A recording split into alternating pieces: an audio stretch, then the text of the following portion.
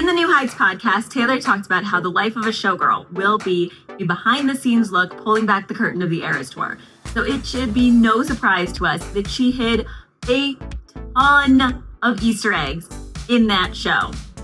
First off, the plethora of orange costumes starts to make sense. I thought it was a little strange that she had 9 different orange costumes during the Eras Tour when absolutely no album was tied to orange except for Karma the Lost Album theories.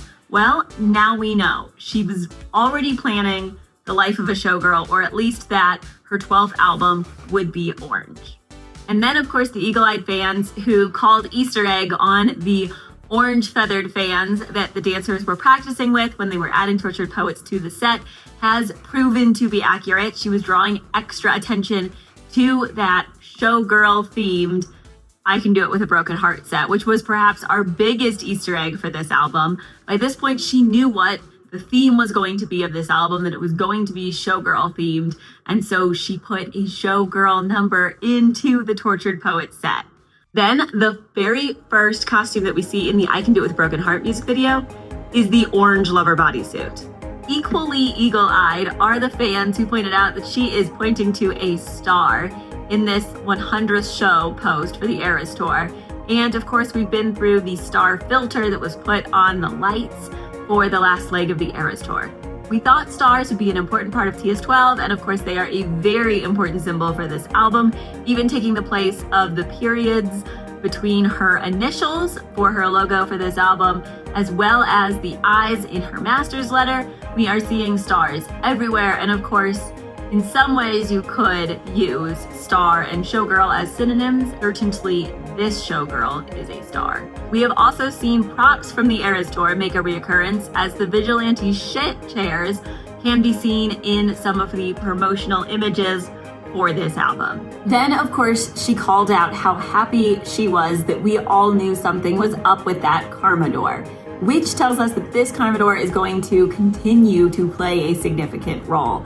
We saw the Karma door really come to fruition with the Karma door countdown clock unlocked Eras Tour stage locks for the 4 deluxe edition. The Eras Tour stage was, of course, the key to Taylor unlocking her masters and being able to buy them back, giving her both the funds to do so, as well as the positioning to finally make that deal. So us buying tickets and helping Taylor gain the ability to repurchase her masters, giving her the key to unlock her masters.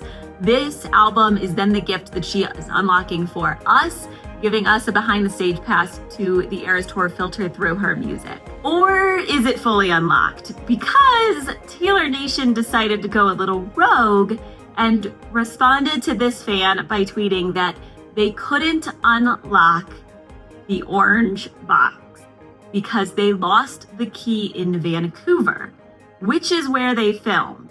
Really feels like Taylor Nation is going rogue for a reason with this retweet. So we're going to have to keep our eyes on that. And we also have our answer for why the Gold Reputation bodysuit was debuted in Miami night 1 and why it was debuted at all. The reasoning behind it was that she wanted us to notice the costumes. She specifically mentioned in the surprise song set that night, "Oh, thank you for noticing all my costumes." She wanted us to notice that. And let's look through what all the costumes were on Miami Night 1 that she wanted us to notice, as she lit the stadium in orange and green throughout the night. Now remember, this is her first show back from completing the Life of a Showgirl, her orange and green album. First, she wore the orange lover bodysuit with the orange blazer. Then she debuted the blue and silver Fearless dress, which matches the purpley blue and silver variants of the albums. Then she wore the berry dress to round out our variants of the CDs.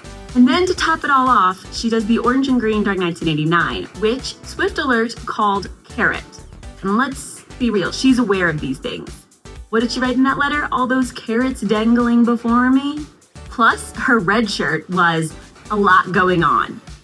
That whole show was a wink, wink, nudge, nudge in the costume. She wanted us to notice the costumes because she was egging her brand new album that she was so proud of, that she just completed, that she wasn't ready to properly tell us about, but she wanted to tell us. So she did on Miami Night 1 through her costumes. Even the Eras Tour clock seems to be pointing to the Life of a Showgirl. because the clock counted down from 2:24. And You Don't Own Me is technically 2 minutes and 29 seconds. So they shaved a few seconds off of that song. And when you look at the calendar, the Eras Tour ended 224 days before the announcement of The Life of a Showgirl. So they do kind of match up. When she started working on this album, the Eras clock, the border around it, it went from pink to orange. But the Eras clock turned orange when she started working on this album. And then, of course, there's the A12 for the August 12th announcement. And we have our answer as to why Taylor brought back Sabrina Carpenter very intentionally for that last leg, and very intentionally selected the orange surprise song dress that was no longer in the rotation. And of course, that was why Taylor Nation very intentionally placed that image as the 12th image for their carousel, because it is the 12th track that Sabrina is featured on. We're also seeing a bit of a mirrored or mirrorball situation with the dates. The Eras Tour ended on 12/8, and the announcement for the album happened on 8/12. And when we think about Mirrorball, the song is very Showgirl-esque, sort of a sister to some of the themes that we think she'll be playing with on this album. What are the Easter eggs that she's dropped that you're the most curious about? I have some thoughts on Shiny Beetle and a lot of thoughts on Violet. Be sure to come back because you've liked and subscribed, and let's talk Taylor in the comments. What Easter eggs are you most astounded by? Which ones impressed you the most? And what are you still trying to figure out? All right, I will talk to you soon. Bye.